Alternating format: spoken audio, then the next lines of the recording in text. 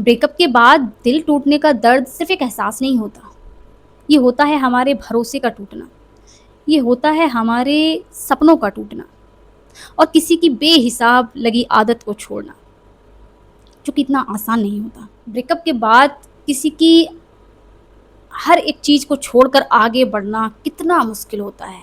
हम उस दर्द में इस कदर घुट रहे होते हैं कि समझ ही नहीं आता कि कैसे इस सब से बाहर निकला जाए। अगर आप भी उसी दर्द से गुज़र रहे हैं, तो इस वीडियो को बिना स्किप किए पूरा देखिएगा।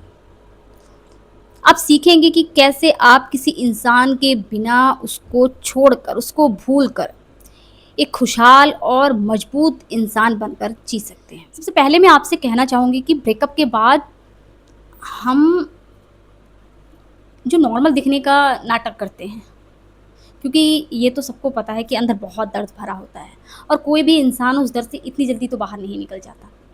तो हम सबको दिखाते हैं कि अपना बिल्कुल नॉर्मल बिहेवियर, सब कुछ ठीक है, हम मूव ऑन कर चुके हैं, लेकिन एक्चुअल में ऐसा होता तो नहीं है।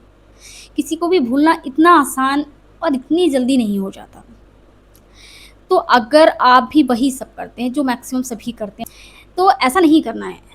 मैंने अपनी लाइफ जर्नी में ये सीखा है कि हम जब नॉर्मल दिखने का जो नाटक करते हैं, एक्चुअल में उससे डिप्रेशन और ज़्यादा बढ़ जाता है।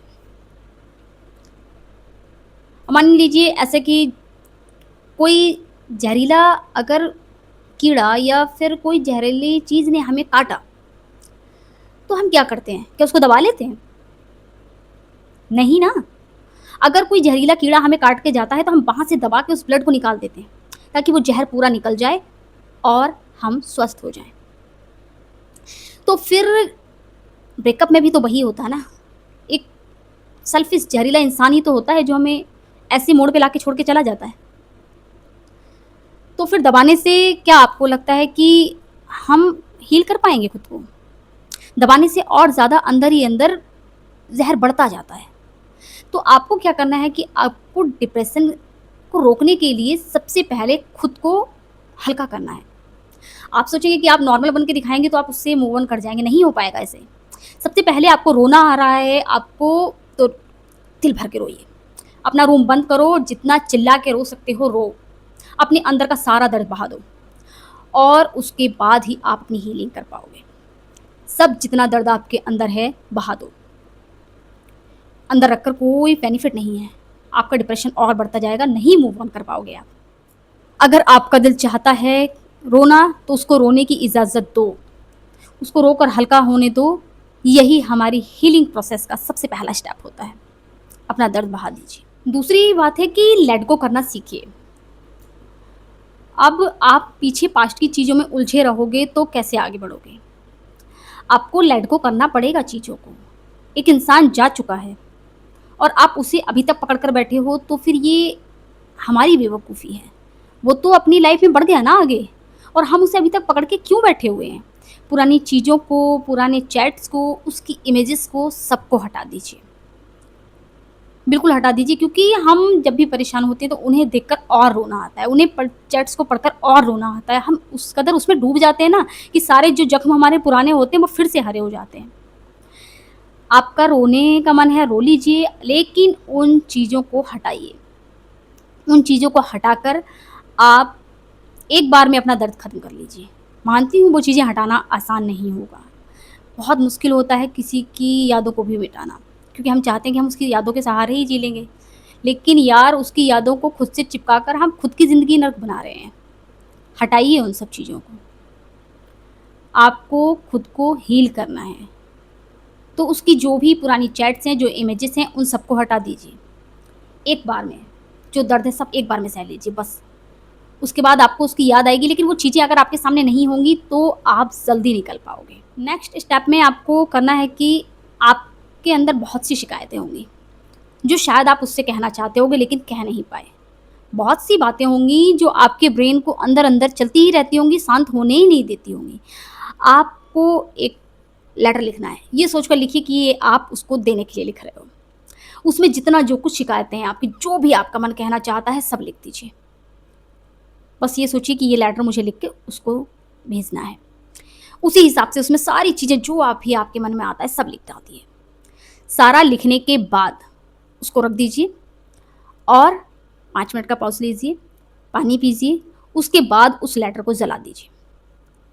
जलाकर फ्लैश कर दीजिए, बहा दीजिए उसको अपनी सिंक में। जब आप ऐसा करते हो तो आपके ब्रेन को एक क्लोज़र का सिग्नल मिल जाता है।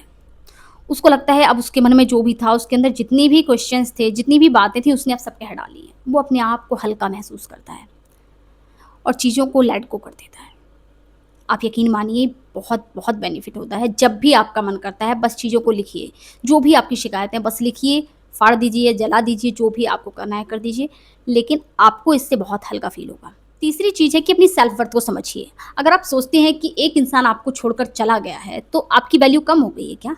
नहीं, वो इंसान छोड़कर गया है क्योंकि वो नहीं था आपके लायक, इसलिए उसको रिमूव किया है यूनिवर्स ने आपकी लाइफ़ से। उसकी क्या औकात कि वो आपको छोड़कर चला जाएगा? उसकी क्या ही औकात कि वो आपको डिसरिस्पेक्ट करके जा सके? नहीं, यूनिवर्स ने उसे रिमूव किया है क्योंकि वो नहीं था आपके अच्छे के लिए। हम यार अपना भविष्य नहीं देख सकते ना, पर वो जो ऊपर बैठा है वो सब हमारा भविष्य देखता है और उसे पता है कि हमारे फ्यूचर के लिए क्या बेस्ट है। इसलिए वो वही स्टेप लेता है जो हमारे लिए अच्छा होता है। हमें उस वक़्त यार नहीं रियलाइज़ होता है कि ये हमारे लिए ठीक है, लेकिन वो हमारे लिए बहुत ठीक डिसीज़न होता है। आप इस ब्रेकअप के बाद बहुत स्ट्रॉन्ग बन जाओगे। ना जाने कितनी नई स्किल सीख डालोगे, ना जाने कितना कुछ आपके अंदर इम्प्रूवमेंट होगा। वो सब इसीलिए हुआ है ताकि आप ये सब लर्निंग कर सको। यूनिवर्स चाहता था कि आप इस लेवल पर पहुँचो, खुद को स्ट्रॉन्ग बनाओ, इसीलिए उसको रिमूव करना ज़रूरी था। इसलिए अपनी सेल्फ वर्थ को समझिए। You are unique, strong, doesn't matter कि कोई आपकी लाइफ से गया है। वो इसलिए क्योंकि वो डिज़र्व नहीं करता था आपको, इसलिए गया है। नेक्स्ट स्टेप में आपको करना है कि आप जर्नलिंग या अफ़र्मेशंस डेली कीजिए। रोज़ आपको रात को सोते वक़्त और सुबह उठकर सबसे पहले आपको अपनी 5 खूबियाँ लिखनी हैं। रात को सोते वक़्त यूनिवर्स को थैंक्स बोल के अपनी एक-एक अ, खूबी के बारे में लिखिए, जैसे कि थैंक यू यूनिवर्स मुझे इतना स्ट्रॉन्ग बनाने के लिए, थैंक यू यूनिवर्स मैं बहुत स्मार्ट हूँ, थैंक यू यूनिवर्स मैं मेंटली स्ट्रॉन्ग हूँ, थैंक यू यूनिवर्स मैं सब कुछ बहुत अच्छे से हैंडल कर रही हूँ, थैंक यू सो मच कि मुझे आपने इस लायक बनाया कि मैं मूव ऑन करके आगे बढ़ रही हूँ, थैंक यू सो मच कि वो इंसान मेरी लाइफ से गया तब मैं आज ये चीज़ कर पा रही हूँ। अपने बारे में जो भी आपकी स्किल्स है, आपकी बॉडी है, हर चीज़ के लिए एक-एक खूबी करके ढूँढिए और रोज़ रात को सोते वक़्त 5 खूबियाँ अपनी लिखिए और सुबह उठकर फिर उन्हें रिपीट कर दीजिए या आप नई लिखिए।